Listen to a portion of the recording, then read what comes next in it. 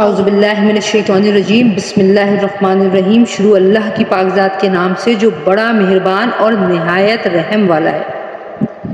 سورہ اعراف مکی سورت ہے اور اس میں 206 آیات اور 24 رکوع ہیں۔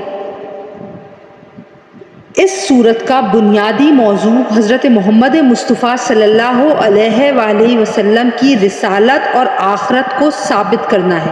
اس کے ساتھ توحید کے دلائل بھی بیان ہوئے ہیں اور بہت سارے انبیاء کرام کے واقعات بھی تفصیل کے ساتھ بیان ہوئے ہیں۔ خاص طور پر حضرت موسیٰ علیہ السلام کے کوہ طور پر تشریف لے جانے کا واقعہ سب سے زیادہ مفصل طریقے پر اسی سورت میں بیان ہوا ہے۔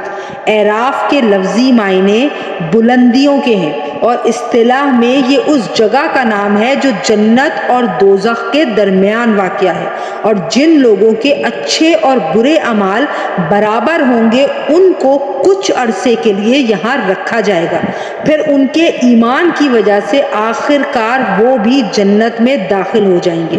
چونکہ اسی صورت میں اعراف اور اس میں رکھے جانے والوں کا بیان تفصیل سے آیا ہے، اسی لیے اس سورت کا نام سورہ اعراف رکھا گیا ہے۔